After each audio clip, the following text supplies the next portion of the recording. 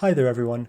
In this video I was fortunate enough to be able to speak with Brian White, the creator of PID Toolbox and provider of professional PID tuning services to pilots all around the world. Brian was kind enough to take me through the background to the PID Toolbox program, as well as to show me his PID tuning method step by step.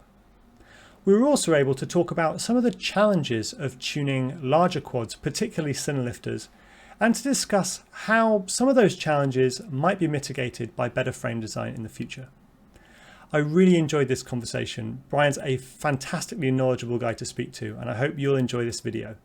Don't forget to like, subscribe, and hit that notification bell, and let's dive right into it. It's great to meet you, by the way. Yeah, it's lovely to meet you as well. I think we've sort of been, I guess, aware of each other's work, haven't we? And but not had a chance to actually kind of meet and chat face to face. I love using your tool. I use PID Toolbox all the time when I'm tuning quads. So It's great it's to kind of hear. great to meet the mind behind that, I think. Yeah. So I've watched your channel grow pretty nicely too. Like, so you've been really pumping out the videos in the past year or so, and it's great to see some new faces taking hold in the FPV community. We always need those new perspectives. I like Bardwell is great. Everybody still loves watching Joshua Bardwell, but it's nice to get new perspectives, and you can see people coming up in the ranks and yeah, it keeps the hobby alive, I think, as well, you know. Yeah, I think so. I think it's good always to see new people and new faces coming in, because it's the nature of it that people on YouTube, influencers and that, they kind of come and go over time as people have different priorities and things like that. So it's nice to kind of always have new people coming in and coming into the hobby as well, because that's keeps everything interesting. Yeah, exactly. And people would probably say that the hobby is in maybe not necessarily a lull, but I don't know if it's growing like it used to grow back in the day when it was starting, and when Joshua Bardwell was starting, for example. It was in such a growth stage. And I think the excitement around that is it's lulled out a little bit, but at the same time, the technology at the place we're at now with the technology is just getting amazing to me. So with the Yeah. digital HD stuff and just the way these quads are flying now compared to 5 years ago or so, it's pretty crazy. The expectations are also really high. If you've been in the tuning business and tuning service, and people newcomers to the hobby almost have a sort of an expectation that it should be a certain way. Whereas if you were coming from back 5, 6, or even 8 or 10 years ago, Yeah. where it's been, and you have a better understanding and appreciation for how much it's really advanced. And then, I often say that our expectations are so high when you think about what we're actually requesting these copters to do, and how we want them to be so stable where you don't even see a little bobble on the horizon. But Yeah. from the standpoint of the copter, what we're asking is that this thing with spinning props remain, literally still within a fraction of a millimeter, a Yeah, fraction of a fraction of a degree. millimeter. Right, exactly. Which translates to, like, a half a degree or so on the horizon. Um, and when you start thinking about it that way, you realize, like, the fact that you can get one of these copters to work that way is quite magical, really. Yeah. Um, I think that sort of leads us really nicely into just maybe asking. I'd ask you to give an introduction to yourself, who you are. Like we say, there are new people coming into the hobby all the time, and um, some people who've been in the hobby for a long time will know you, Brian, and will have been aware of the work that you've been doing for a long time. But people who are new to the hobby, maybe less so. So, do you want to give everyone kind of a background on yourself and what you do and how you've got to where you are today? sure. So, I came into this hobby probably around 2014. At the time, most of the videos out there were the Atlanta crew, as they would say, the Schizo and um, Mr. Steele and those guys. Phil Freybot, who I recently just met, actually, which is interesting. But So that's when I started. My background is actually in neuroscience. I don't really have an engineering background per se, but I've always been in science, or at least for the past 20 years or so. And so my neuroscience background is where I developed the ability to do this stuff in MATLAB. And MATLAB is the tool that I use to program PID Toolbox. And anybody in the engineering or in sciences background and academia and stuff will know that MATLAB is kind of an industry standard in the university setting for scientists. And it's a tool that's grown over the years. It's at its heart, it's really a data analysis tool, but it is a programming language. And so I guess around 2017, 2018, I started to really get into black box analyses. And so part of it then was I wanted to bring that data in and analyze data like I do in my day-to-day life at work at the university.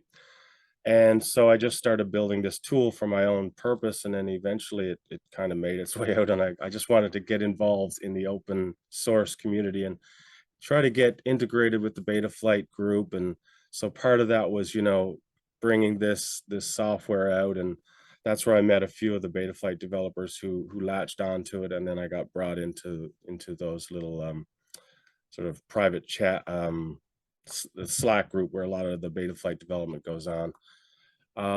Yeah, and then from there, I mean, PID Toolbox has kind of grown over the years through feedback from the community. I think that's about the heart of where it came from. Yeah. Yeah, it's interesting. I mean, I also use MATLAB quite a lot in my day job as well for data analysis. So it is kind of that tool which it comes kind of built in with a lot of those more advanced data analysis functions that would be time consuming and difficult to implement kind of That's right. yourself in a way that was really fast and optimized. That's right. And scientists created that, right? It was the university. Like if you go back to the early days of MATLAB, it was pretty raw. You didn't even you had to really ground up a lot of these functions. You had to create them yourself. But over the years, it's grown into a massive project, really, and it's in and of itself, it's quite an expensive package to buy. And I often say to people, like, if you want to run PID Toolbox directly from the command wheel, you can do that actually. But the challenge is that there's so many different toolbox that are part of the purchase when you buy MATLAB. If you want to buy all the toolboxes, it starts to cost a lot of money, right? Right. So, but I think what I've been trying to do over the years is to pull out a lot of the ready-made functions that are in MATLAB and utilize and sort of start building them myself. That way it's not relying on so many toolboxes. So as it progresses, I tend to it can pretty much run on the stock MATLAB license, I think, for the most Great. part. So if you wanted to like go in and make alterations or changes to the code, you just need like the basic license to be able to That's get up right. and running with it. That's Yeah, right. it can be Yeah, a challenge if you need lots of those toolboxes. Obviously, in a university setting, they tend to all be available, but exactly. not so Exactly. much if you're like an individual or you're working for a company or something like that. Exactly. Yeah. And there is an open source sort of um parallel type program. It's called Octave. Hmm. So Octave is about the closest to MATLAB, but it's a few years behind in terms of the functions. So Octave they tend to work their way towards developing the functions that are available in MATLAB. Yeah. But so I think you can actually run a lot of PID Toolbox right now, right out of Octave. It's still Okay. standard .m files. So you can literally just, open it up and it'll run many of those things. I think it'll crash at certain points, and there have been some people that have been trying to modify it to work in Octave. But so that's also an option for people too, if they wanted to get into the development side and didn't want to spend any money. Yeah, yeah. Well, it could be really useful as well. I mean, the moment it can run on a free and open source platform, it does open up, the opportunity for more people to develop on it, or at least try it out. So yeah, Yeah, that's really yeah, cool. exactly. Yeah, And so, um, obviously, PID Toolbox started out as your own kind of passion project, yeah. and where would you say that now you're still the primary developer on the project, or are you more part of a team? How is the development I'm progressing nowadays? I'm literally the only developer. And you know, to be honest, initially I started with the idea of open source, but I'm not always keen on open source. And it sounds kind of like if you're not open source, you don't sound very friendly in some ways, right? But I think I just wanted to do it the way I wanted to do it, and it's always been there for others to get involved, but certainly as a standalone project, I think that PID Toolbox has become sort of just my baby, and if anybody wanted to just take it and do other things, they're certainly welcome to do that. But I don't think, yeah, it didn't really become an open source project in the sense of a community project, Mm, but I think people are still okay with that. There's lots of other options out there, and yeah. yeah. So I guess it's source code available, right? Rather It's source code than, available. That's a better way to look at it, exactly. yeah. Okay, that's really cool. So, Yeah. and I do understand that. I mean, certainly it's if you've developed it from the ground up to do what you want to do, um, and it has the functionality that you need, then it makes sense to kind of keep that development, for yourself. But it's nice. Yeah. I think it's really cool that you make the code available to other people who maybe want to take it and develop it in a different direction for a different Yes. need. Yes. Yes, yes, exactly, and there have been. I think if you just follow the lead on that, I think there are several people that have taken that to different directions. There are some versions that are similar to it that are actually operating, sort of like as an online app. Now they don't work out of MATLAB, so there had to be some kind of conversion. So that's the other thing as well. And MATLAB was never really designed as a program that was to develop standalone, Yeah, executables and such. So, because it's taking this M code and converting it to C code to create the executable, and it has some issues as people realize, yeah, right?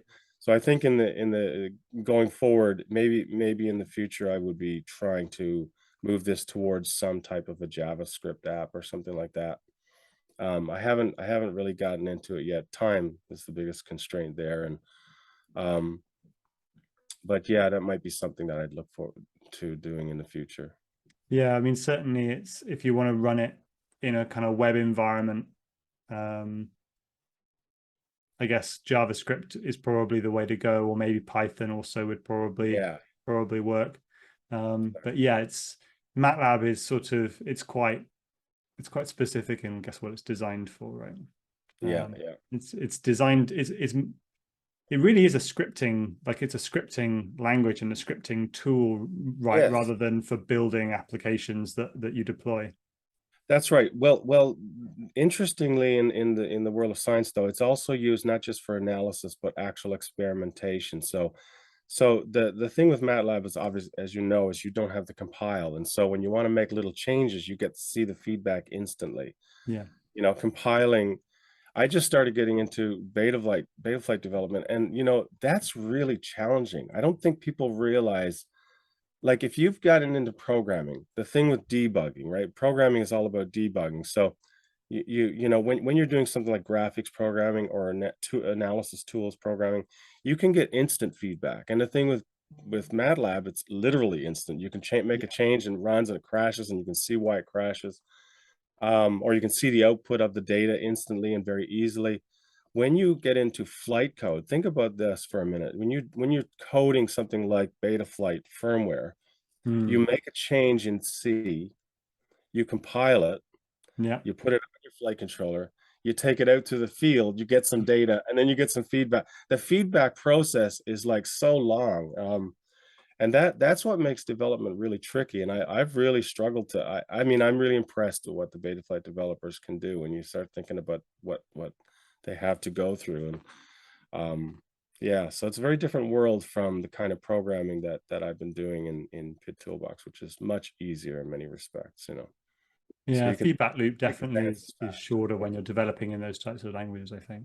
Yeah, Yeah, I did a little bit of beta flight contribution recently, and yeah, certainly the process of compiling it, flashing it, and testing it is definitely longer, even when you're just testing it on the bench with a flight controller, let alone if you have to actually go and test it in the air and fly it a lot. Exactly. Exactly. It's a very different Yeah.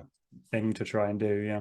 And the other side of it too that people don't think about with open source is that you're dealing with a community, and some and Mm, not so when you're contributing to beta flight, there's a community of people that contribute, but there's still a hierarchy as well of people, and you have to have some kind of a gatekeeper. Can you imagine a project where everybody's just free to throw stuff into it? yeah. It would be an absolute mess. So, is in a sense, it's kind of democratic, but at the same time, you have to have gatekeepers, and this means also that when you submit a PR, it has to go through several reviews from people that have been a part of Betaflight for a lot of years, and it's a bit of a slow process, I guess, is the thing. So, whereas with for me with PID Toolbox, if I decide I want to make a change, a massive change, I can just do it overnight, and you know, so I like that freedom to do that kind of thing. Mm, And it's understandable in a flight firmware where, most of the world is using Betaflight. For PID Toolbox, nobody's going to be harmed if I put out a really buggy version or. yeah. People will just try it. It'll crash. They'll go back to using Exactly. the old version. It'll be Exactly. fine. Yeah, exactly. Yeah, it's not quite the same with Betaflight. If it crashes in midair, that's potentially a lot of people having a lot of quads fall out of the sky. Exactly. And especially now as the hobby moves into the more professional side with lifters and big cameras, these people are less tolerant, and fair enough, right? You're carrying $20,000 and you don't want something to go, yeah, to To go go south. anything but right. Yeah, definitely. So, Yeah. and that kind of brings us on nicely to talk about your experiences with tuning and how you've developed, your experience with tuning over the years and what you do now. I know that you offer some tuning services. So Yes. talk a little bit about the kind of journey that you've been on with regards to learning about tuning quads. Yeah, well, I guess anybody who's into black box analysis, you slowly get into trying to understand how all this operates. And of course, I picked up all of my knowledge from others out there like yourself and Mark Spatz, Joshua Bardwell in the day, and many others. They're just blanking on my mind right at this time. But and back when I started, and you probably remember this as well, you would see videos that were very fundamental about PID tuning, but as the YouTube sort of space of FPV gets filled by other stuff, those videos disappear. You Yeah. can't even hardly find them anymore. And in some ways, they were useful for getting those fundamentals, which a lot of people miss today. They're already into complicated feed forward and complicated dynamic processes that are going on in new beta flight and stuff like that. Mm, But that's where I started back in the earlier days of that. So I got a basic understanding of the PID controller, um, and that is evolved over time. And then I started to do a lot of work in my basement here. Basically, I had this small space. It's not very big, but if you're fiddling around with your drone a lot in a confined space, you'll often there's a lot of things you can do, and you'll start to learn that early on that you can just hover and get some quick data and get some feedback. And again, speaking of that slow feedback cycle, right? So part of it was I started to develop these ideas here in the basement, and I used to think that, for example, to do these step response tests, that I would need a lot of data, or I'd need to do flips and rolls and all that kind of thing. yeah. But I started to understand the nature about how those algorithms work. By the way, those are not my algorithms, and that was that actually comes from, and I should put out the disclaimer here because this really at the heart of this still goes back to a fella that went by the name of Plasma Tree in Yeah. right? And this was all done in Python. And when initially saw that stuff, I really wanted to dig into what's actually going on there. A lot of people, like myself, I thought, how is he extracting this data to see like overshoots? Like, how do you go from the raw data where you have traces of set point and gyro Yeah. into this sort of you know, transformation of this step response that scales from 0 to 1. You know, it's a little bit counterintuitive in some ways, but so it took a lot of digging into that and learning some mathematics. I'm not, like I said, I'm not an engineer, so I didn't come from an engineer background, but as a neuroscientist, I deal with that type of data for quite a while.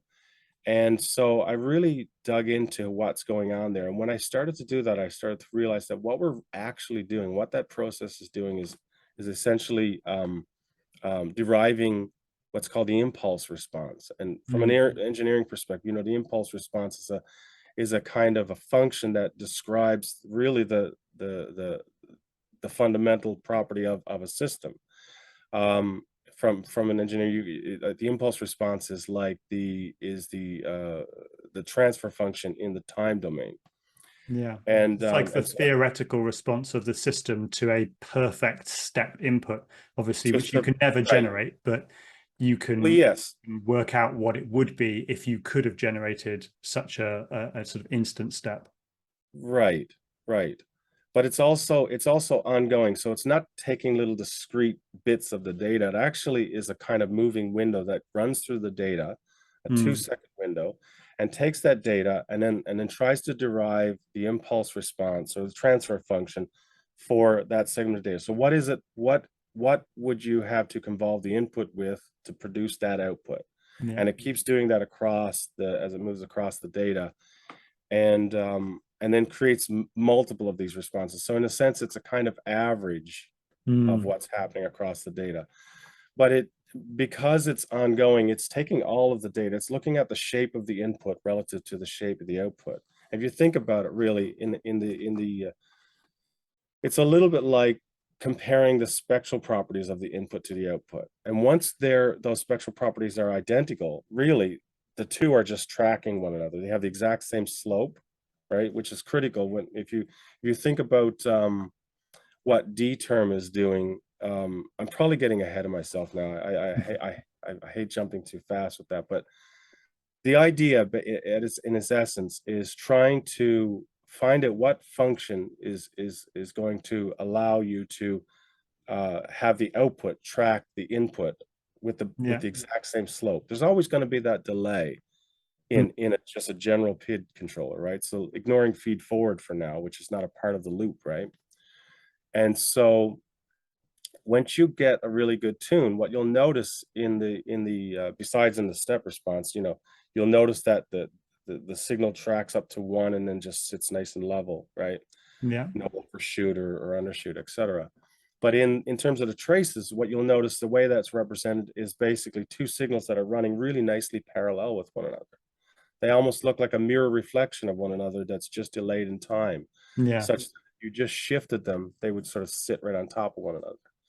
Um, and that to me, I try to stress to my clients and anybody that I help with tuning to not just, you know, focus too much on the step response, but come back to the traces, the raw data, because that's the essence of what's actually happening too. And I think it helps to link those two together because of that sort of complex transformation that goes on, right? Yeah. Hope some of Absolutely. that makes sense. I think I'm speaking a little more abstract, and I don't have anything in front of me to kind of show.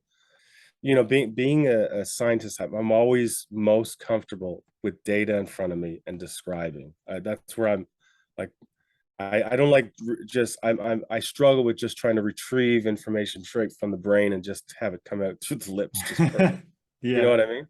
And once I have data in front of me, now I have something that it helps this feedback loop. Yeah. It's the nature, I think, of when you're when you're sort of when you are from that science background, you're very data driven and data focused. You always Yeah, want to you always want to be precise and accurate with the way you're describing something, and not sort of exactly. not rely on the vagaries of memory to kind of communicate things. Yeah, exactly, exactly. Because you know, you're also hoping that your audience is sitting there with the same visual that I have, and obviously that's not going to be the case, right? Yeah. We're all sort of imagining this in a slightly different way, but So yes. so that's how you sort of got to that step response idea. And then how did that sort of lead into you developing the tuning method that you use for the clients that you tune for? Right. Yeah. So Part of it was due to the fact that I was constrained at home. When I started to get in this, my first child was born.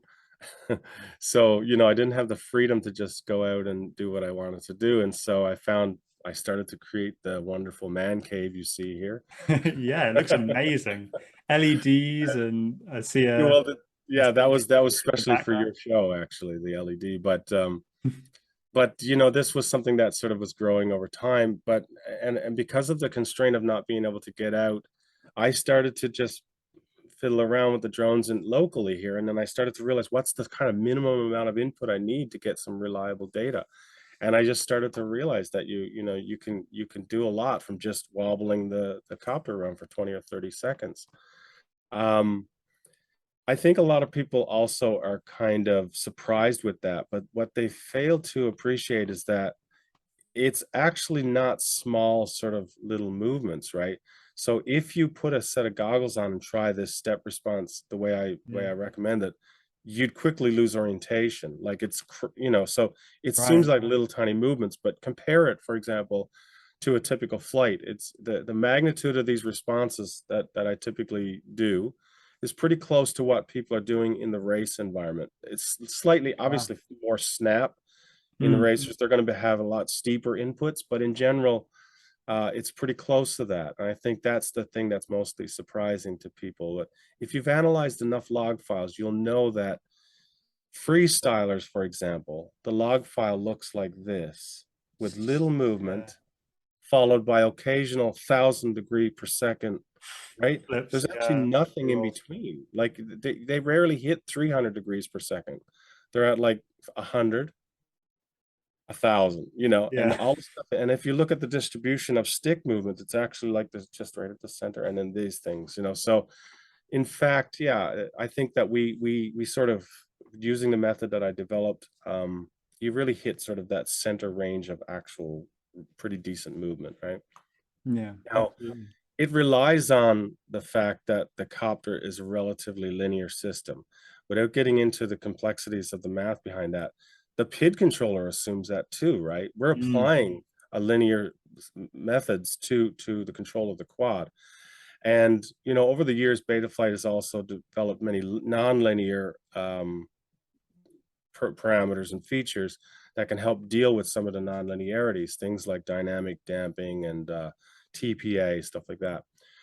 So, I think within the range of sort of the window of where we tend to tune most of these rigs, they are fairly linear. That's why they accept quite a range of settings and you still get pretty good flight performance, right? So mm. I think that's probably why it works, and my methods in this sort of basement and whatever have just sort of fed right into that. Yeah. So, do you want to talk people through the steps of your tuning approach? Like, let's say I was to give you a quad that was, completely very poorly tuned, maybe even unflyable. What would be the steps that you would take me through, let's say, if I was a client of yours, to help me get that quad from being unflyable to completely locked in? Yeah, yeah. Um, can I share my screen? Would Yeah, that of be course you helpful? can. Yeah, Okay. absolutely. So what I have here, I pulled up some data actually. uh, Close up. I pulled up some data here. I don't know if that's big enough. Do you want me to open that full It's pretty screen clear or? to me. Yeah, looks Okay. good. So what I typically do first is I just get clients to send a log file of any sort. So sometimes I used to be really picky about that, where I would say, set all your defaults and go do a full throttle ramp, let's say, right? Where Yeah. where you would go out in the field and you would go from 0 to like 100% throttle over a period of time so that you could see the vibration across all of the throttle points. But you can actually gather quite a bit of information just hovering. And I think the thing is, a lot of times, if there's a real issue with a quadcopter, you'll see it just hovering if it's Yeah. really bad. Now, certainly at certain points in the throttle band, you may get certain resonance peaks, etc. But that's kind of given across all frames, unless Mm. you're using some special, Chris Roser frames or But let's just say, most drones are going to have some points where you have resonance, you know this better than anybody, right?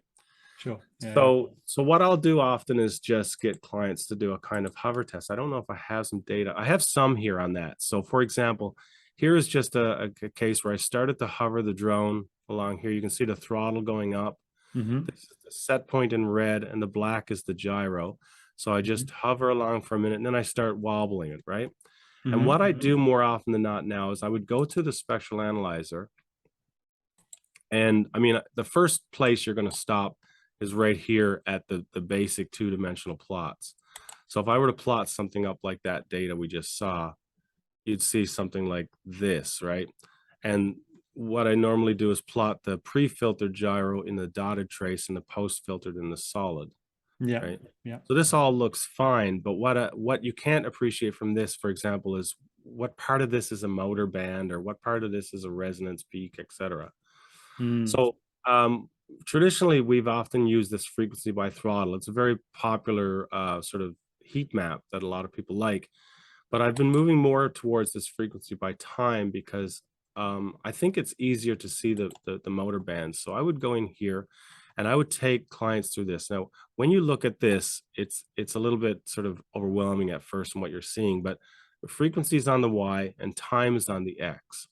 And what you can see from this is a sort of strong band along here and another sort of thicker band along here. You'll notice sometimes it splits like this, right? Yeah. So what you're looking at when you're looking at this basically is each of the motors are going to be spinning at different RPMs depending on various factors, right? And so that's what's causing these sort of slight variations here in this. If you were to look at the actual motor output here, for example, you just say set motor 1, you can see that at the beginning, the motors are at various levels of output, just depending on how you're starting when you start to hover, right? And so that's what you're seeing here as these things parse up. But by and large, what you can see here is 2 motor bands. And then you can look into this. What I would do is I would go in here and say, okay, well, approximately what frequency is this at? We see 163. So that would be the first motor harmonic. The second would be double that. So it's around 300. And you can see here that the second is kind of absent, which is very common. The second motor band often, especially in bigger rigs and the lifters, it's kind of hidden until you reach a particular throttle point and then it kicks in. And the third actually has it's very broad. It tends to be very broad and pretty strong as well. So the third is, you can see it going up and down here. That's because we started this movement, right? Yeah. And so you have some motors spinning up while other motors are spinning down, etc. But when I look at that, it instantly tells me, I would go, okay, this is going to require RPM with 3 harmonics. So we'd start there. We can also use this to kind of get us a relative min hertz value that we'd want to set that RPM at. So for example, maybe down here, you'd want to go as low as 95 or so. Sometimes it's not easy to see the actual min hertz that you need there. So I would go back to this guy, and this will give you a better sense of where you want min hertz set, because we know, for example, that this is the motor band that we're seeing here. So that means when we come back here, this is essentially that fundamental motor band right here. And then you can kind of gather approximately where you're going to want the min hertz to be. So where these two things start to diverge, one goes up, one is sort of flat, you'd probably want that min hertz to be around 80, 85 or so. You also have to take into consideration that in Betaflight 4.3, we have a thing called crossfade. And so at that min hertz, the RPM notches are actually off because there's a fading that started 50 hertz above that. So you take all that into consideration, then you can kind of come up with the optimal for that setting. And you see all of this was done even without doing a full throttle ramp, because really, again, a lot of the problems are down at that low point. Where do we set the min hertz, So that's kind of neat. The other thing that kind of jumps out here when just hovering too is a lot of times you'll see weird resonance peaks. Now, certainly resonance is something that is going to be very dependent upon throttle very often, right? Yeah. But in this case, for many lifters, for example, we'll get this kind of weird peak like this, and there's various ways of dealing with that. And I just played around with something here just to show you how we can kind of deal with that. But that's at the heart of the filtering that I do.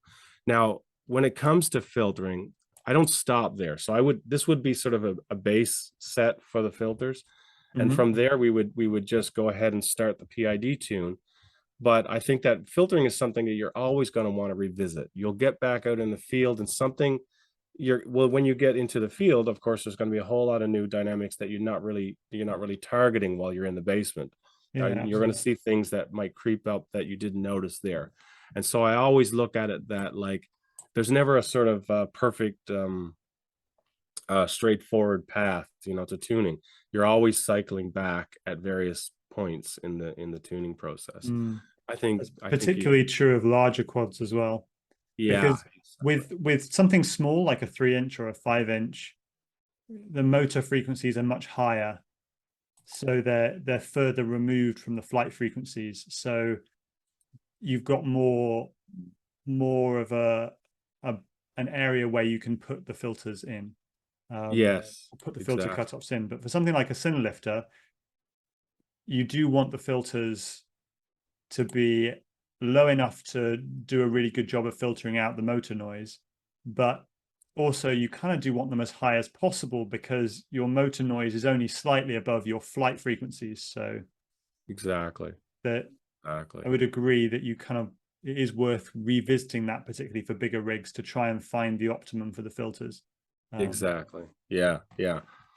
Yeah, so that's fundamentally my approach. I start with the filters and then work into the PID tune. And most people are familiar with the PID tune portion of my method because I think the filtering is always a little trickier, and it's trickier to describe to people how you go about it. Yeah. But the tuning part then involves, of course, these short kind of hover type tests where you're sort of wobbling the copter around. I have some videos on that, so I could probably, if you don't have anything, I could certainly link that to you, and you could Yeah. leave that If in you there. send me some links after this, I'll put them in the description. Yeah, exactly. So yeah, so basically then we do these tests that are probably, 10 to 20 seconds long. It's good to collect a reasonable amount of data. And again, as you can see here, these are not tiny moves, right? If I were to let me just pull up a race log because I think it's often surprising to people when they see this. So I'm trying to think of somebody that I tuned with racing data. I had something from Zach at some point. I'm trying to figure where that is. I mean, I can see there that you're hitting nearly 250 degrees a second. Yeah, And exactly. for a lot Exactly. of racers, full stick would only be maybe 400. Exactly. And often actually with racing too, it's very interesting. When you start looking at these logs, you'll see that there's a whole bunch of roll activity. There's much less pitch and almost no yaw with racing. It's quite funny log files. Right. Interesting. Okay, cool. So yeah, so we would do this kind of thing. And what I would do then is I would start with varying the P to D balance. That's the approach that I take. I know many people do this in different ways. I think in the end we sort of converge on the same concepts. But I start with just the damping slider Okay. and just moving that in increments of 0.2.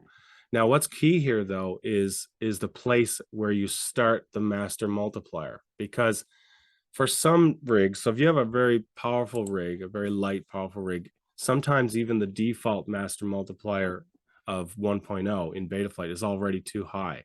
I've seen this in a few cases. But for lifters, it's generally way too low. And so, for example, with a lifter, what you'll find is if you're starting at 1.0 and you start doing these tests, you'll find that the step response has a kind of sloppiness to it, and it's quite variable. So what it amounts to is you're kind of at the border of a kind of unstable state. But by bringing the master up a little more, you'll start to get much clearer results in the step response. So in the step response, like I would run through then those series of tests where I varied something like the D, for example. Let me just rerun that. And and you'll get some data that looks something like this. Now, this is it's a pretty decent looking set of data, but sometimes this is where people get confused, because the thing with the step response data is it also reflects the noise that exists. It's very sensitive to noise and oscillation. You get It's a little, double-edged sword there, because on the one hand, it confuses the heck out of a lot of people, but it's also a really early warning sign of oscillation or other types of issues, right? mm, Now I've got this smoothing function here, which basically low pass filters your gyro just for the sake of being able to better see what's going on here. But it's a kind of cheat in a sense, right? Because this is a red flag, for example, that in roll in particular, there is quite a bit more noise than there is in pitch. yeah. And in pitch, there's a kind of high frequency thing. You can sort of see little blips there, right? So Mm, this kind of reflects then the need to think again about what's happening at the filter side. But nonetheless, if we wanted to guesstimate some kind of an optimal P to D balance here, we could smooth out those curves a little bit by just smoothing the gyro data before it goes in.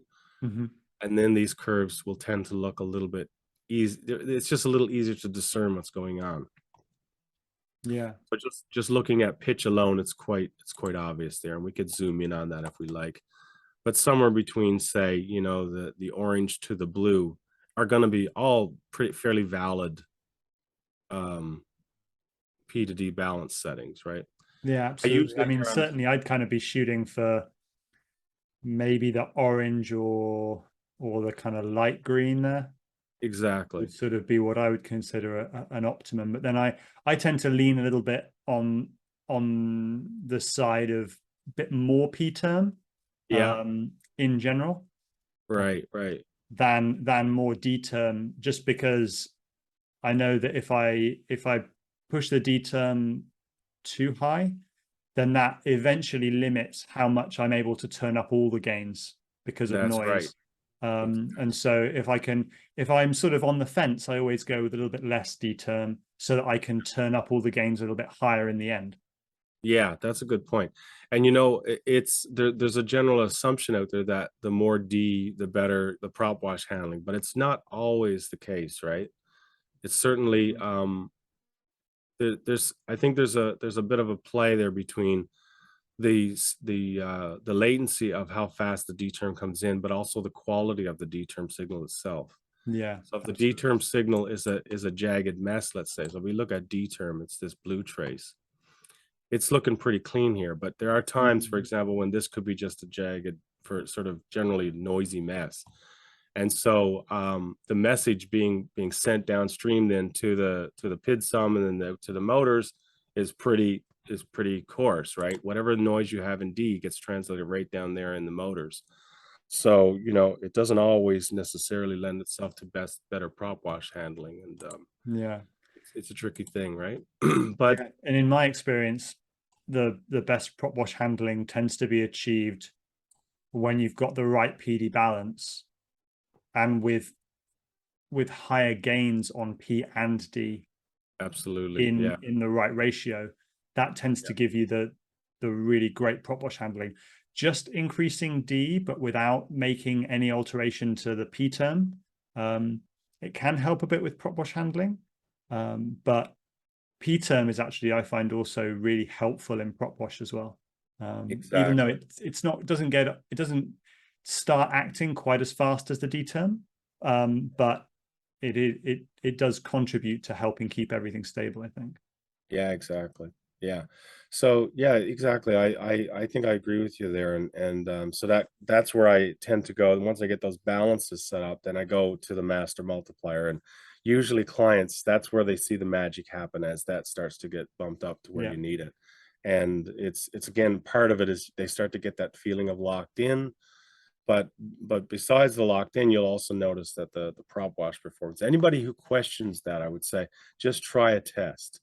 Mm, Compare a very widely different master multiplier output setting, and with some split S moves, and I think it's pretty much night and day when you mm. when you really get into that test, even more so than just manipulating D, as you say. Yeah, So it's yeah, it's interesting that you it's interesting. I think our methods are really, really similar because my first step, as you probably know, is bumping up the master multiplier first, getting that as high as you can get it before the D term um, right. starts giving you oscillations. So you're kind of working that all the way up.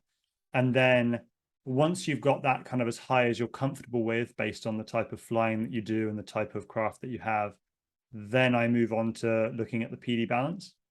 And what I find is that that works really well for quads where the Betaflight default PD balance is quite good. Yeah. But what I have been noticing more recently as I've been tuning bigger quads like Cinelifters is that sometimes the default PD balance is not good to No. start with. And in those situations, sometimes raising the master multiplier can put you more at risk of oscillation Yeah. um, in flight. And so I've been starting to kind of change the order around and do the PD balance first. Yeah. Yeah. And I guess the only other difference that I noticed is that you adjust the PD balance by changing the D gain slider, Yes. whereas I adjust the PD balance by changing the P gain slider. Right. Right. I So, guess for me, so there's always a slight issue with I term as well. So depending on the rig, especially. So for larger rigs, and to me, like anywhere outside the racing community, most freestyle quads, even for example, have quite a bit of weight along pitch, right? yeah. And so you're going to quickly see the effect of I term. Now, I think that from the Betaflight developer standpoint, I think a lot of people would say, well, you don't really notice. Like the thing is, the step response tool can really see these subtleties.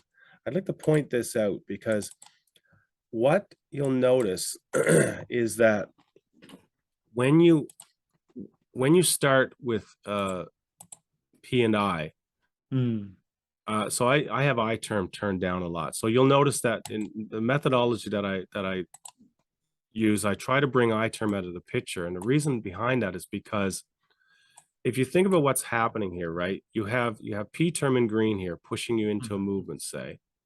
But if you have I term as well, that's very active. You know that I term can almost it can be pretty faster than people think, right? It's not just sort of a general drifty sort of signal. If you have I term pretty high, it can accumulate quite fast. Now it's slower than P. So what it'll tend to do is it'll tend to come up later here like this, and Yeah. it'll prolong. It'll go on beyond the green curve, right? And what that has a tendency to do when you think of it in terms of the PID sum is going to add those things together. And so what it's going to look like is a kind of general signal that's just been sort of prolonged. Yeah. And how that manifests in the step response is you'll get the overshoot, but it'll tend to prolong like this, right? Yeah. With I Yeah. term. And a lot of times this confuses people. So if you have too much I term on here to start, because this curve is going to be in some respect a combination of whatever these two terms are that are going in to produce it. The I term is going to produce a kind of a low frequency component to that, and the P term is going to be a lot sharper. And so sometimes that happens where it seems like no matter how much D, the problem is if you're just starting at adding D term to get rid of that overshoot, what you end up doing is often making it worse. Yeah. The reason for that is because what D is going to do is D is going to slow down the response, right? So D is actually going to be this opposing curve. Yeah. And so And if you that's have I allowing I term, term to build up more. it allows I term to accumulate even more. So that's what Mm. confuses people sometimes when they have too much I term on here is they'll add D and they'll go, well, I keep adding D and it just keeps getting worse or the same. And so, to really get an optimal P to D balance, you have to kind of get that out of the picture. And in Betaflight, even when you have I term set to 0, there's still residual I term coming from the I related parameters like anti-gravity and stuff like that. Yeah. So, Yeah.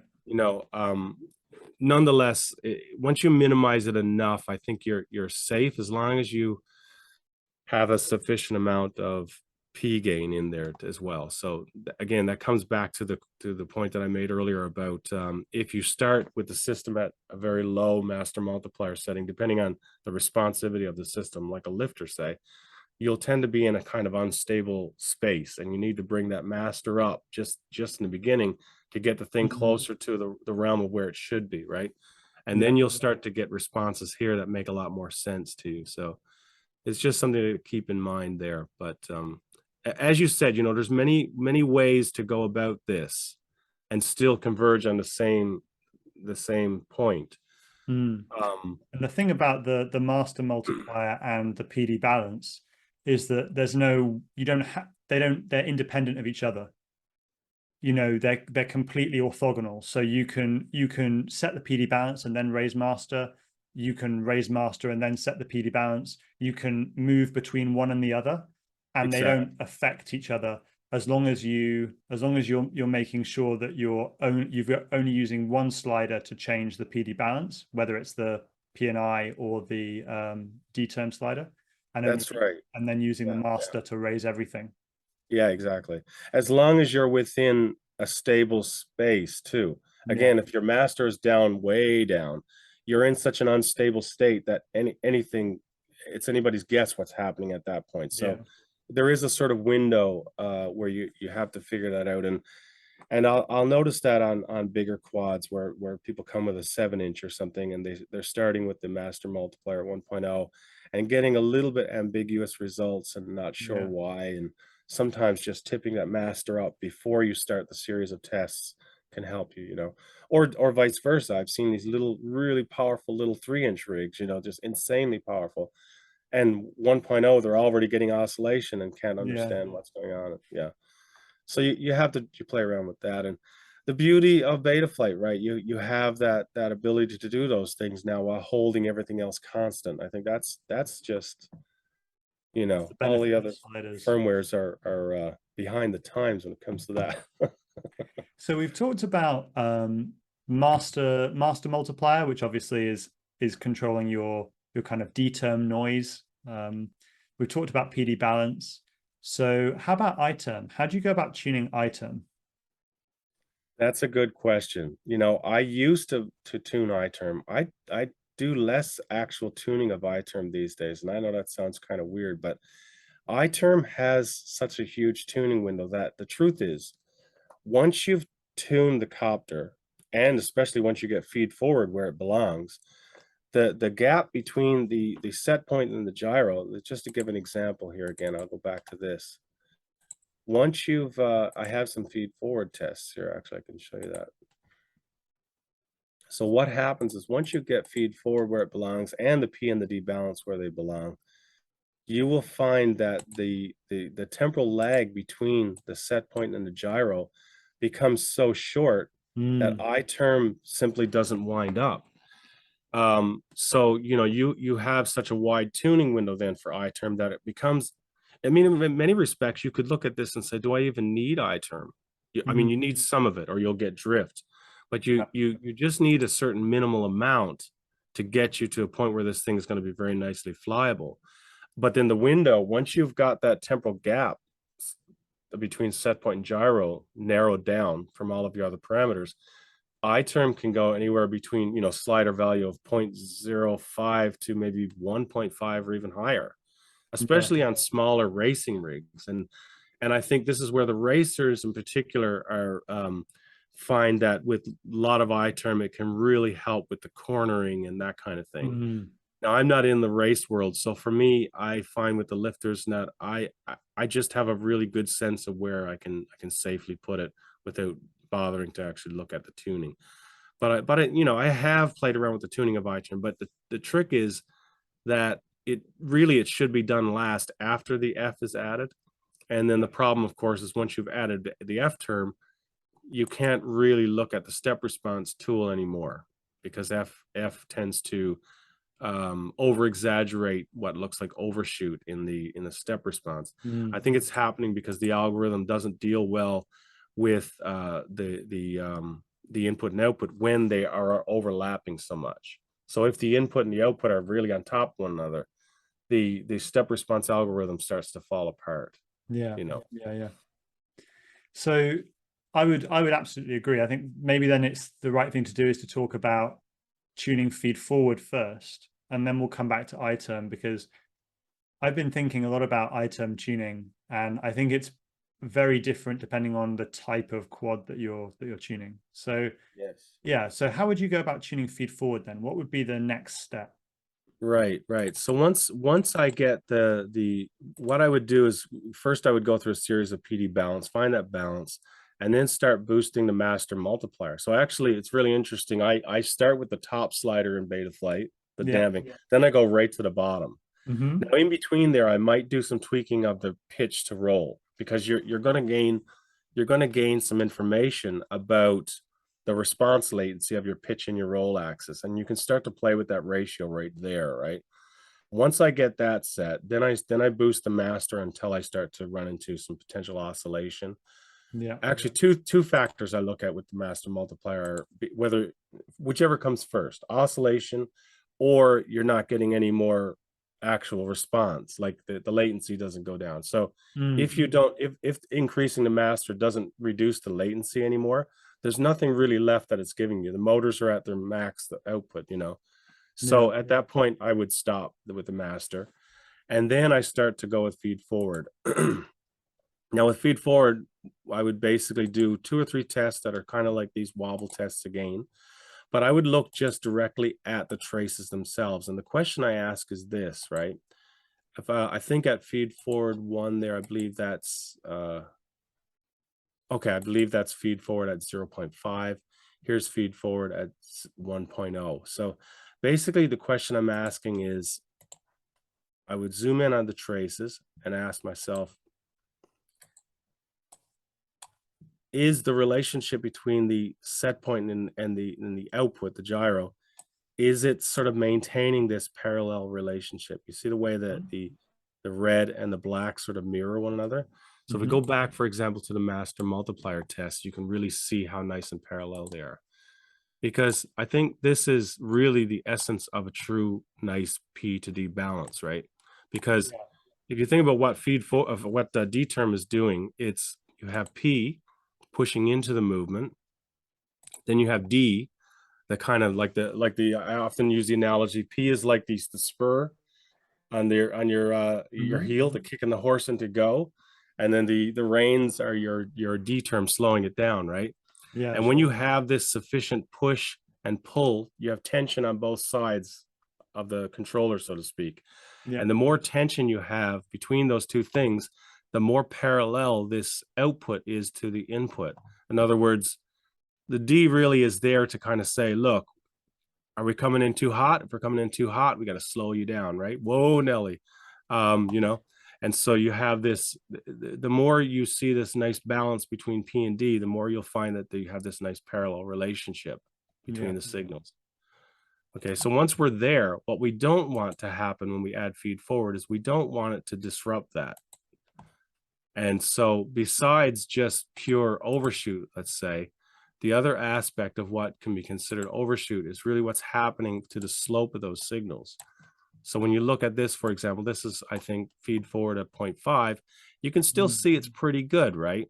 But at times you can see that there's a slight change in the slope a little bit there as you increase the feed forward. If you go to the highest feed forward setting I have here, I think it's a little clearer. Now it depends on how much you want to tolerate that, but this is also looking like a little bit of a noisy gyro signal there, but you can see the delay closing up as you're increasing feed forward as well. The right. delay of the red on the black is closing up. Yes, it's closing up, but that's exactly right. That's the goal, ideally, right? You want to bring that black curve as close as you can to the red curve. But you don't want to do it, I don't think, at the detriment of sort of losing that relationship. I think this is kind of a noisy example. I'm going to just smooth out that trace so you can better see that.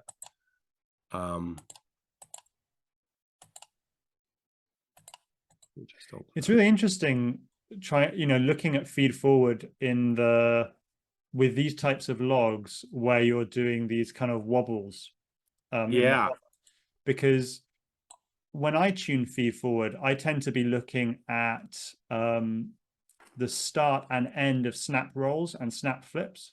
right. I'm looking to see that the quad is following the set point as you're kicking into the snap roll, for example, and Yeah, then the quad is following the set point as you're stopping that roll at the end of right. the snap roll, and you kind of see the quad. Is it picking up and exactly following the sticks? Yeah, yeah, that's a good point. And this is a lifter too, by the way. Mm, So with a lifter, it's not exactly the ideal example to show because there's so much rotational inertia there that yeah, that you can don't never tend to. get them to be completely on Yeah, top of each other. right, exactly. But Mm, you're exactly right. What you're looking at is this distance here. Sometimes what I'll do is just use this period function just to kind of look at the approximate latency that you're getting. So around 14 milliseconds, for example. And then I mm. would compare that to the case where we You didn't have um, any feed forward. didn't have any on, right? And so you go into something like this. And this is very constant when you don't include feed forward. You'll notice that it's pretty constant offset. Mm, But the difference is quite enormous, right? You're 21 there. yeah. So you knock off 6, 7 milliseconds just with feed forward at 0.5. So you can really knock off a lot of time here, which is really good. I often use the analogy like when a lot of people in the cinelifter world in the cinematic, that are interested in cinematic video, they're like, why would I need feed forward, right? I want my video to be super smooth. And I usually use the analogy like, well, it's like this, right? If you could turn down the latency on your DJI goggle by 10 or 15 milliseconds, right? Yeah. Would you do it? Because that's essentially what feed forward is doing for you. It's just shortening the end-to-end latency, really. And if you can do that without any cost to your tuning and everything else, then it's kind of a no-brainer to me. Mm. I think the concept of feed forward and latency is an interesting one because I've had similar discussions, I think, to people who want that super smooth feel. And I always advise tuning tuning your PID controller so that it follows the set point. That's always gonna be the best possible outcome that you're ever going to get is if it tracks that. But then if you want that super smooth feel, Betaflight has RC smoothing, which actually filters your RC command in the flight controller, and so it adds delay. Like, and if you That's right. have a lot of RC smoothing, it adds a lot of delay, tens of milliseconds. That's But right. it gives you a very soft, smooth stick response that a lot of cinematic pilots really, really love. Um, Exactly.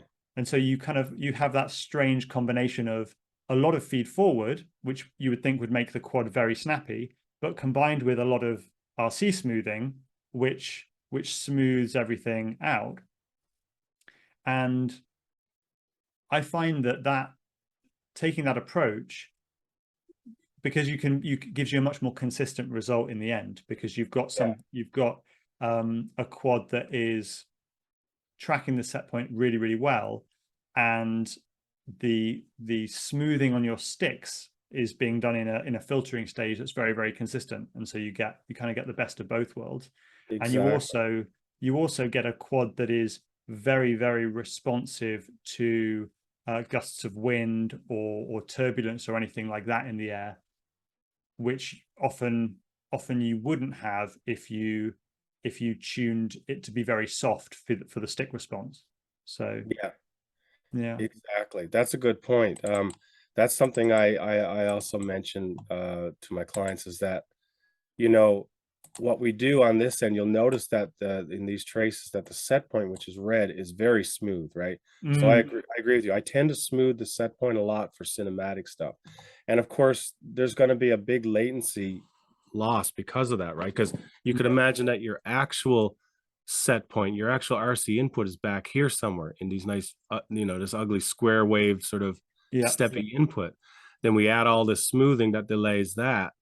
And so the nice thing about feed forward is you can gain some of what you've lost yes, in that, by pulling this black curve earlier, the gyro. And so that's what feed forward affords you, is the ability to have that smooth set point. You lost some delay there, but you can gain some of it back from feed forward. Yeah, I think it's really an interesting idea. I also like to make the point though too, when people say the goal here is to get that black line over the red, I don't stress that too much, because if you think about it, both of those things are still not really the truth, right? Because the set point is really back here. So in Yeah, the essence, if RC you command. wanted Yeah. the gyro to be close to where the input was, you'd actually want it even back farther. And then you have to remember that the gyro, this is actually not the real gyro. The gyro is the pre-filtered gyro. That's this, whose line is actually running slightly before anyway, right? Yeah. So that's where the copter really is in space. That's where the filtering delay caused it to go out here. And that's, of course, where the PID controller is operating.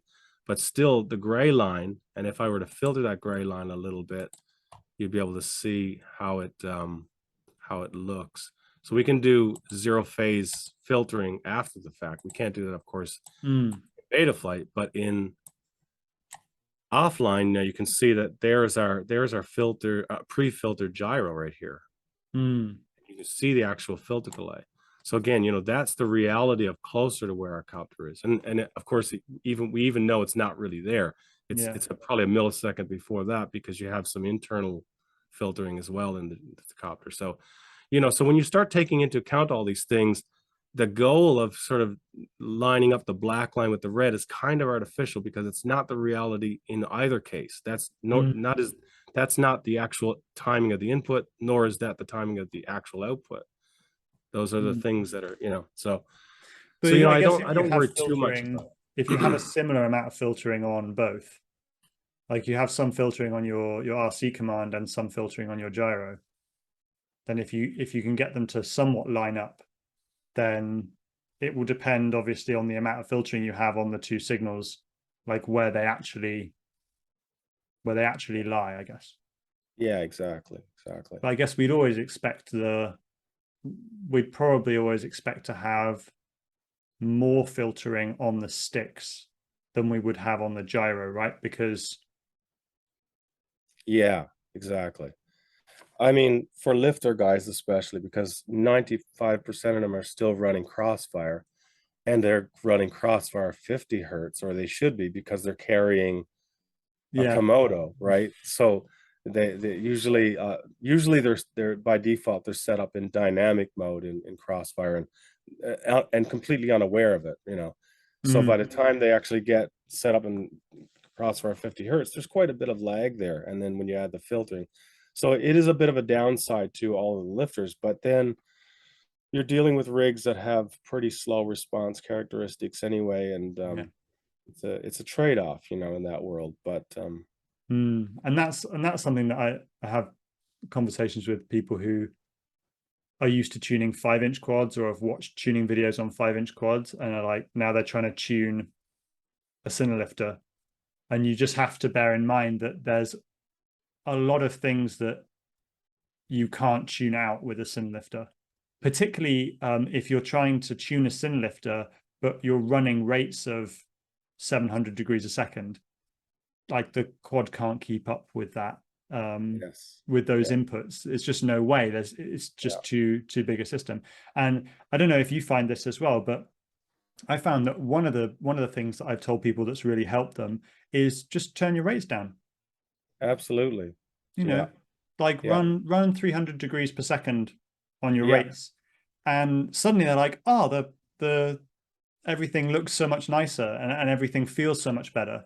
And often people are setting their max rate for something that they're actually interested in at the center stick, so they never actually hit the max rate. No. So and the danger with that is you have such an expo curve that if you did go to the end, you're going to be asking the motors to accelerate so fast that, well, you're going to build up a lot of error, but then the probability of all sorts of issues like desyncs and that goes up as well, right? With a big rig. So, I try to stress that. I never like telling people what their rate should be, but if I see something unusual like 1,000 degrees per second on a lifter, I usually start with, dude, What are you doing? The rates are so high. And it is true. I mean, if you're if you've got rates at 1,000 degrees per second, and because you're doing a tuning flight, you think to yourself, well, I have to go to full stick deflection because Yeah, that's how you, or that's at least in my tuning videos, I advise, full stick snap rolls for yeah, tuning yeah, feed forward and things like that. yeah, There you actually can see in the log that a big quad like a sin lifter, because you've asked it to do something so extreme, you actually are losing authority on the other axes. So you're commanding that snap roll, and it's actually losing control of pitch and yaw yeah, because it doesn't have enough authority to do what you're asking it to do. And so it's yeah, kind of making the best trade, which is not, not yeah, yeah. want always. You're right. And you'll often see cross-axis effect. So you're doing a Mm, massive roll, and you'll see that yaw actually did something weird. And especially if the weight is distributed in a weird way, if you have like a yeah. heavy camera up front, when you're doing a roll, you're really I mean, I don't know the physics, but you certainly start affecting the other axes, right? Yeah, Uh, absolutely. I mean, you've got torques on the other axes just from the inertia, I guess, and you've got motors. The motors that you would want to be using to control those axes are already at 100%. There's nothing more that they can do. And the motors on the other side are already at 0, and there's nothing more they can do. So you've got nothing left over to control. But if you yeah, lower your rates to sort of 300 degrees a second or something, or even lower than that, and you do the same move, suddenly there's authority left over yeah, yeah, to keep exactly. everything stable. Yeah, yeah, I totally agree. Cool. By the way, I have here one of the original. Oh yeah, one of the original AOS 5s. Cool. I was We've got a lot gonna. of 3D print modifications as well. It looks Oh amazing. gosh, I went nuts with it, didn't I? Yeah. These look cute, but they're less than ideal. They kind of just they're kind of hidden away there. But I love that you've gone I with the air unit. freestyling. I'm never farther than a couple 100 meters away anyway. So, but yeah. Yeah, it looks But fantastic. you know, I don't know if you wanted to talk about a little bit about frames, because I saw that you had released you're working on a Cinelifter frame, and I'm super stoked about that, because I think that the community, the lifter community, they obviously know what they need and what they want, because they're in terms of the usability on the set. But I think Yeah. what most of the community doesn't realize is what it takes to make a vibration-free drone. And you see that time and again with all of these rigs. I have a couple here, but this is my thick. I've Yeah, played yeah. variations to put braces on and stuff, but you know, I'm not an expert here, so you can certainly tell me what's going on. But like, one thing I noticed with these rigs with the arm standing at, if you just tap the arm like that and just wait even a second and touch it, you can still feel the Yeah. thing vibrating, Ringing. right? So I this Mm. little tap test, and every lifter that I've tried, like, and I've asked clients to do that, and think to yourself, then what the heck is going to be going on in the drone, And Yeah. I mean, carbon fiber is super stiff and really quite springy. yeah, And yeah, actually, carbon fiber is used to make springs for certain things, like running blades and things for Paralympians. They're all carbon fiber because it's actually quite a springy material. Um, so yeah, you will find that these frames ring. yeah. It's like a tuning fork, I say. Yeah. Yeah, So, as I started to do that, I started doing those tests across all of my drones. And of course, there ain't nothing here. yeah, So, I do think that your method of having these two points of contact to the main body, and it's not just to have something across. I've seen these, like, so I did that on my thick, right? mm. It I doesn't did help as this. much as you. I thought this would have worked, right? I It put doesn't these help braces. very much. It doesn't help at all, right? And the Mm. whole thing, and actually what's interesting, if you tap it, you still feel, even across this band, you'll feel that vibration. But if you Yeah, go to the center of that right here, There's There's nothing nothing. right there. So there's a mode where you've probably seen my some of my resonance videos where I've done analyses of some frames, but there's kind of some really traditional modes that I think everyone can be aware of and know about. The first is one where you've got the motors kind of doing this. So you have opposite motors moving up together Right. and down. And so Yeah. if you hold up your sin lifter, what that's going to look like when it's vibrating is that brace is just going to be rocking back and forward, right? Yeah, Right. like that. Yeah. But that doesn't bend the brace really. The brace Yeah. actually remains straight and stiff, but it's just Right. rocking forward and back. So that's the first mode. So the brace doesn't really help with that mode. Then the second mode that most frames have is all four motors moving up and then all four motors moving down while Right. the body stays pretty motionless.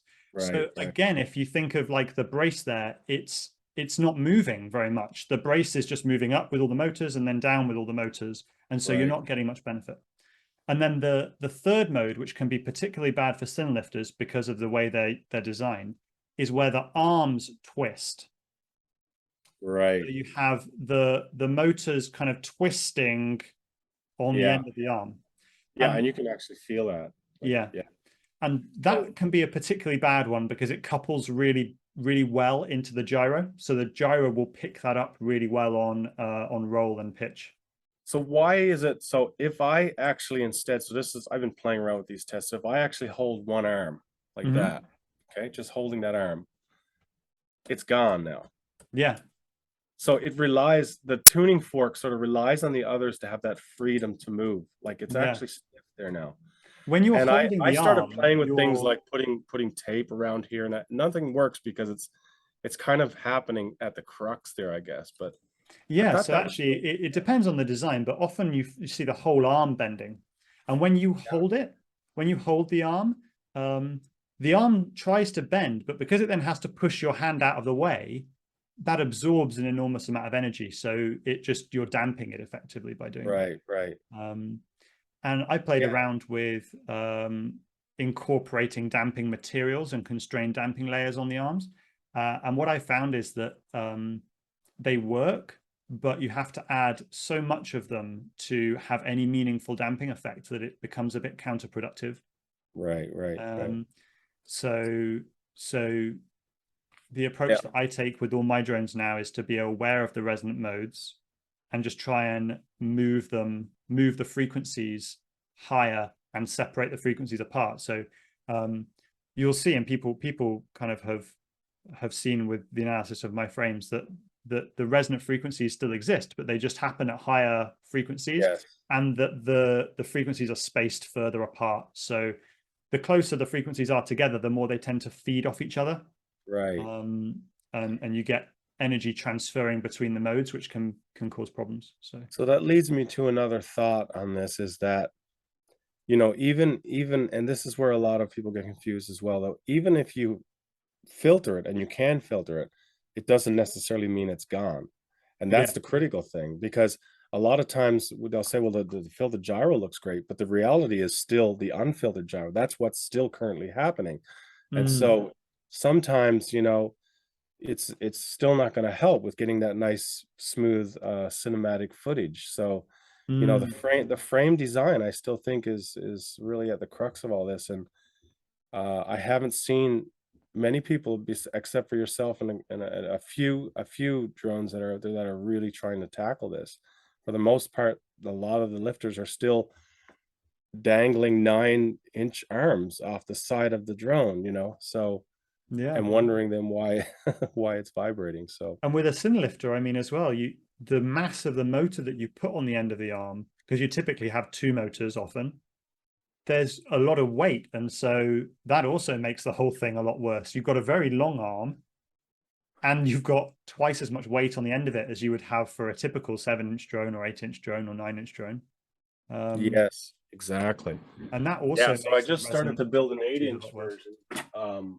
This is not a thick, by the way, but it's made much heavier. The carbon is certainly heavier. This is from a Swiss group. I think it's still probably this is a prototype of that, but I think they've solved many of the issues, but we still have it, the classic dangling arm, right? Yeah. And tap it, it's all there. That's still there. So, I mean, I think that they've really made this much more solid. So it probably doesn't transfer as well to the actual HD cam, but I'll have to there's send you a stuff to Cine think about. 70 when it's done.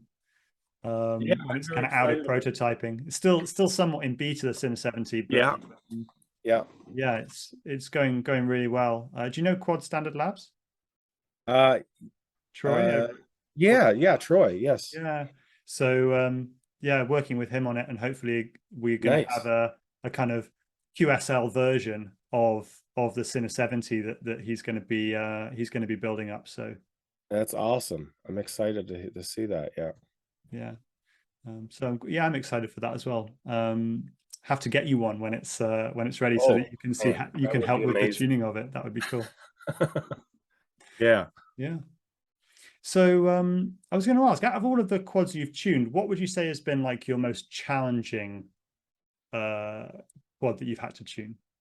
Um, I'm almost afraid to say because it would target somebody who builds a certain, drone. So, um, the lifters are in general pretty challenging, but Yeah. that's most of who I'm working with. And once you get enough of them and you really start to try to tackle the issues, you start to learn some tricks to deal with certain things.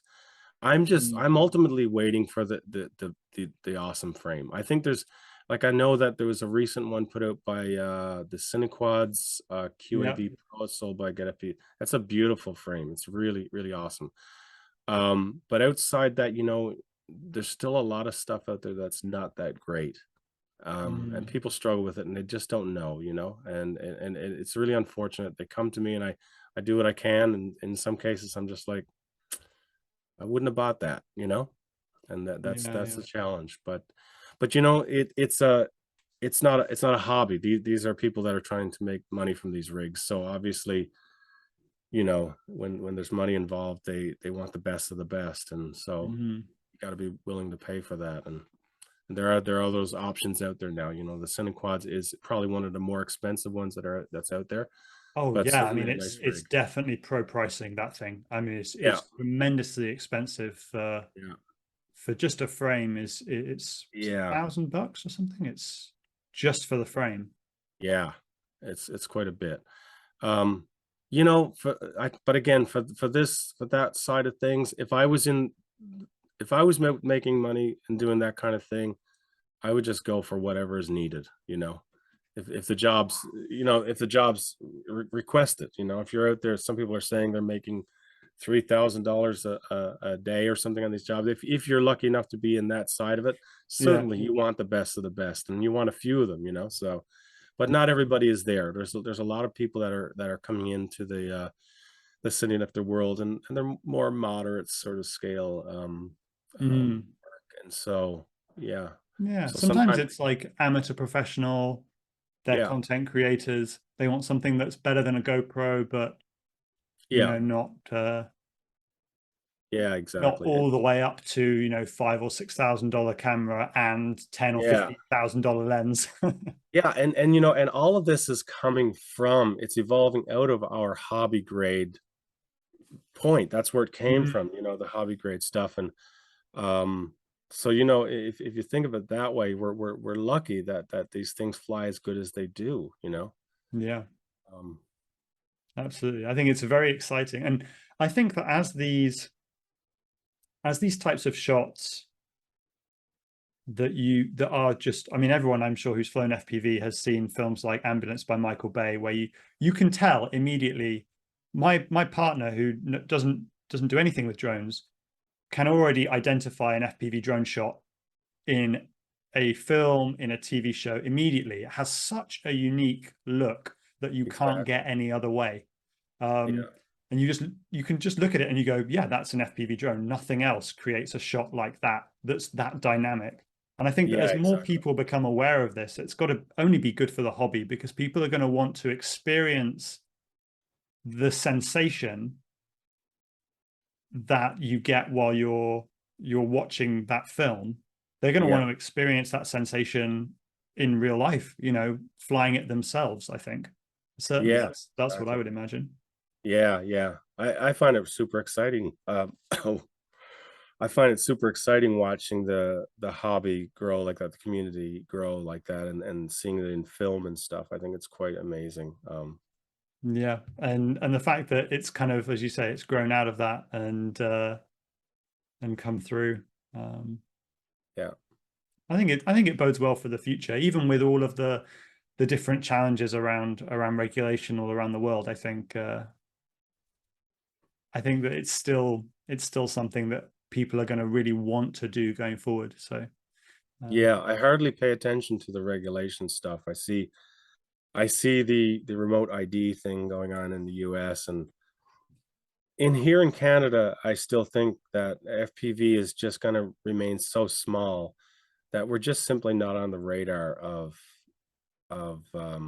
enforcers, let's say. Like, even if it's implemented in the law that you can't fly certain places or certain, you know, without it's just so tiny still. I don't see it growing that much. Maybe I'm completely naive, but, I suspect that, we'll be fine.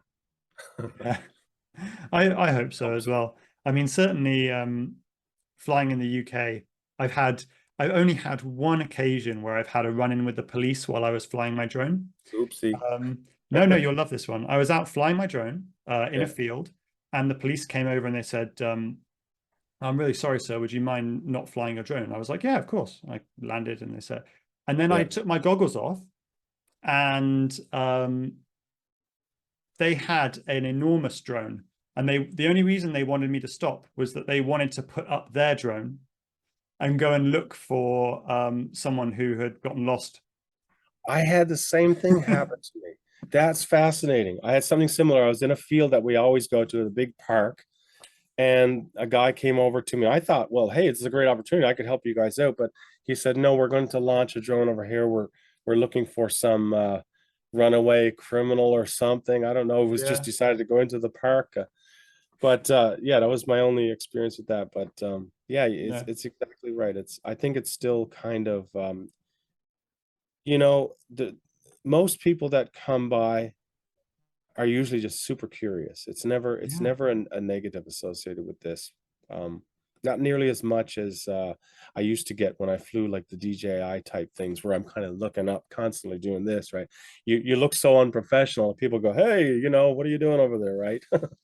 But yeah. with FPV, it just becomes more people are really intrigued by it and stuff. I have the same experience, and it's always like parents with their kids, and the kids are super excited about the drone, Yeah, love yeah. watching it fly around, and yeah, it's always a positive experience. Well, I think we've covered a load of different topics. Um, is there anything else that you particularly wanted to talk about? Maybe you want to mention your tuning service, just so that people are aware that it's something that you offer Yeah, for them. yeah, sure. So pidtoolbox.com. I actually don't sort of promote that much. It's been doing well as it is, and I think trying to balance that with my regular day job. So, but yeah, pidtoolbox.com. Go and take a look there, and you'll see all of um, the details about how I do that. So if you really wanted to know the ins and outs of PID Toolbox, a tuning session would not just allow you to tune a drone, but it'll allow you to see in detail the methodology that I use. So I think it's quite a good service in that sense. I've been Yeah. doing well with it. It's like a teach the person to tune, not just tune the drone for them, yeah. So that then Exactly. they can tune future drones. Yeah. Exactly. And if they're having trouble, so sometimes people are having trouble running PID Toolbox. There's all kinds of quirks with that, and so I can get that all set up as well really easily. So Yeah, nice. Well, yeah, thank you for your time, Brian. I know it's been a long one. I think there's fantastic content here. I'm going to dive in and do a bit of editing over the next few days, and I'll send you the result. it's been an absolute pleasure and really nice to meet you and to have met you and chatting and stuff has been great. Yeah, absolute Yeah, pleasure to meet you as well, Brian. Thank you so much for your time, and I hope you have a wonderful rest of your day. you too. All right. Thanks. Cheers. Bye Take bye. care. Bye.